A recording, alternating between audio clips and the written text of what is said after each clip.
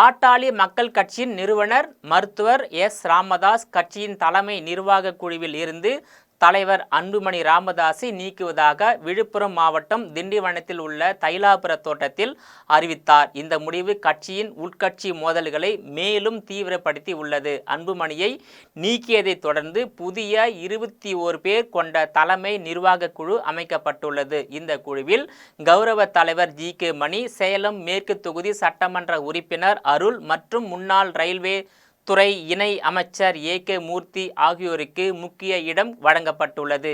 இந்த அறிவிப்பு தைலாபுரத்தில் நடைபெற்ற பாமகவின் நிர்வாக குழு கூட்டத்தில் எடுக்கப்பட்டது குறிப்பிடத்தக்கது. அன்புமணி முன்னதாக சேலம் மேற்கு தொகுதி சட்டமன்ற உறுப்பினர் அருளை கட்சியில் இருந்து நீக்கியதாக அறிவித்திருந்தார். ஆனால் ராமதாஸ் அருளை நீக்கும் அதிகாரம் அன்புமணிக்கு இல்லை என்று கூறி அருளை சட்டமன்ற குழு கொறடாவாக தொடர அனுமதித்தார். இந்த மோதல் கட்சியில் ராமதாஸ் மற்றும் அன்புமணிக்கு இடையேயான அதிகார போட்டியை வெளிப்படையாக காட்டியது. அரசியல் வட்டாரத்தில் பேசு பொருளாக வெடிக்க செய்துள்ளது. புதிய நிர்வாக குழுவில் அருள் மற்றும் ஜி.கே. மணி போன்ற ராமதாஸுக்கு நெருக்கமானவர்களுக்கு முக்கிய பொறுப்பு அளிக்கப்பட்டிருப்பது அன்புமணியின் செல்வாக்கு குறைந்திருப்பதை காட்டுகிறது. கட்சியின் முக்கிய முடிவுகளை நானே எடுப்பேன்.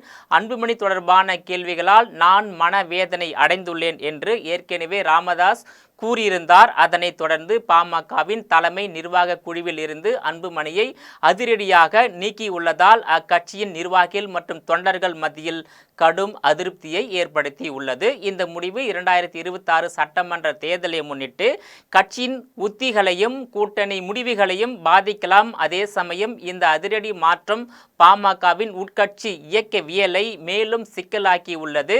அன்புமணியின் ஆதரவாளர்கள் இந்த முடிவை எதிர்ப்பதற்கு வாய்ப்புள்ளதால் கட்சியில் மேலும் பிளவு ஏற்படலாம் என அரசியல் விமர்சகர்கள் கருத்து தெரிவித்து உள்ளனர்.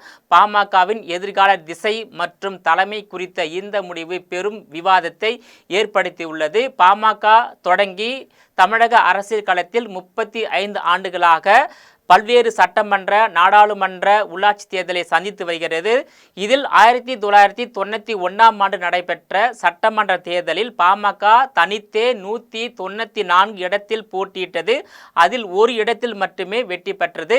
1991ஆம் ஆண்டு முதல் 2024ஆம் ஆண்டு வரையில் நடைபெற்ற அனைத்து தேர்தல்களிலும் பாமக கூட்டணி அமைத்தும் தேர்தலை சந்தித்து வருகிறது, தனியாகவும் தேர்தலை சந்தித்து வருகிறது. குறிப்பாக 2016ஆம் ஆண்டு தமிழகத்தில் நடைபெற்ற சட்டமன்ற தேர்தலில் 234 தொகுதிகளிலும் பாமக தனித்தே போட்டியிட்டு களம் கண்டது. ஆனால் போட்டியிட்ட 234 தொகுதிகளிலும் பாமக தோல்வியை தழுவியது.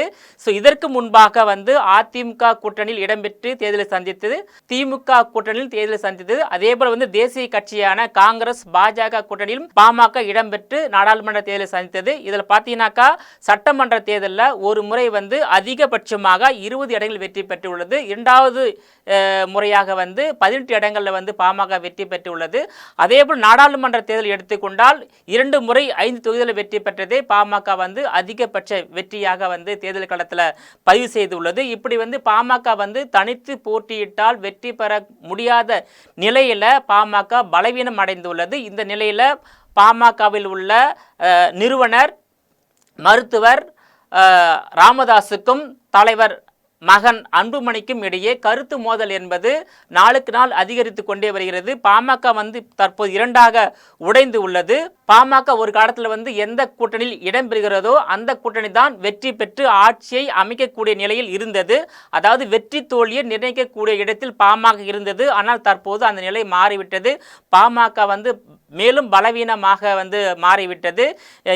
காரணம் பார்த்தீங்கன்னாக்கா கருத்து மோதல். குறிப்பாக இந்த கருத்து மோதலுக்கு என்ன காரணம் என்று பார்த்தால் 2024ஆம் ஆண்டு நடைபெற்ற நாடாளுமன்ற தேர்தலின் போது பாமக அதிமுகவில் இடம்பெற்று நாடாளுமன்றத்தை தேர்தலில் சந்திக்க வேண்டும் என்று பாமக நிறுவனர் மருத்துவர் ராமதாஸ் முடிவு செய்து இருந்ததாகவும், ஆனால் அந்த முடிவுக்கு எதிராக அன்புமணி ராமதாஸ் அவர்களுடைய கட்டாயத்தின் பேரில் தான் பாமக 2024ஆம் ஆண்டு நடைபெற்ற நாடாளுமன்ற தேர்தலில் பாஜகவுடன் கூட்டணி வைத்து தேர்தலை சந்தித்து போட்டியிட்ட 10 இடங்களில் தோல்வி தழுவியது. அதனால் அப்போதே மருத்துவர் நிறுவனர் ராமதாஸுக்கும் தலைவர் அன்புமணிக்கும் மிகப்பெரிய ஒரு கருத்து மோதல் ஏற்பட்டதாக கூறப்படுகிறது. அதனைத் தொடர்ந்து 2024ஆம் ஆண்டு முடிவடையும் தருவாயில அதாவது பாமக பொதுக்குழு கூட்டம் நடைபெற்றது. அந்த பொதுக்குழு கூட்டத்தில் பாமக இளைஞர் அணி தலைவராக பாமக நிறுவனர் மருத்துவருடைய மூத்த மகள் வழி பேரன் முகுந்தனை நியமனம் செய்தார். அந்த நியமனத்திற்கு அன்புமணி ராமதாஸ் மேடையிலேயே கடுமையான எதிர்ப்பை தெரிவித்தார். ஸோ 2 விஷயத்தில் அன்புமணி ராமதாஸுக்கும் தந்தை ராமதாஸுக்கு கடுமையான கருத்து மோதல் பனிப்போர் தொடர்ந்து வெடித்து வருகிறது. ஆனால் பார்த்தீங்கன்னாக்கா மருத்துவர் நிறுவனர் ராமதாஸ் தலைமையிலான அந்த பாமக பலவீனம் அடைந்துள்ளது. அதாவது மூத்தவர்கள் மட்டுமே ராமதாஸ் தலைமையை ஆதரிக்கிறார்கள். ஆனால் இளைஞர்கள் பெரும்பாலான மூத்தவர்கள் அன்புமணி ராமதாஸ் தலைமையை ஆதரிக்கிறார்கள். இதில் பார்த்தீங்கன்னாக்கா ராமதாஸ் தலைமையிலான பாமக திமுக கூட்டணியில் இடம்பெற வேண்டும் என்று நினைக்கிறது. அன்புமணி ராமதாஸ் தலைமையிலான பாமக அதிமுக பாஜக கூட்டணியில் இடம்பெற வேண்டும் என்று நினைக்கிறது. ஆனால் கட்சி ஏற்கனவே பலவீனம் அடைந்துள்ளது. இதில் எந்த கூட்டணியில் எந்த அணி இடம்பெற போகின்றது என்பதை முடிவு செய்ய முடியாத நிலைக்கு இரு தலைமையும் தள்ளப்பட்டுள்ளது. ஒரு காலத்தில் வெற்றி தோல்வியை நிர்ணயிக்கக்கூடிய கட்சியாக இருந்த பாமக இன்னைக்கு முழுவதும் பலவீனம் அடைந்து உள்ளது. குறிப்பாக பாமக வட மாவட்டங்களில் செல்வாக்கு உள்ள கட்சியாக இருந்து வந்தது. அந்த செல்வாக்கையும் பாமக தற்போது இழந்து விட்டது. உட்கட்சி பூசல் என்பது தினந்தோறும் மோதல் போக்கு என்பது தந்தைக்கும் மகனுக்கும் அதிகரித்த வண்ணம் உள்ளது.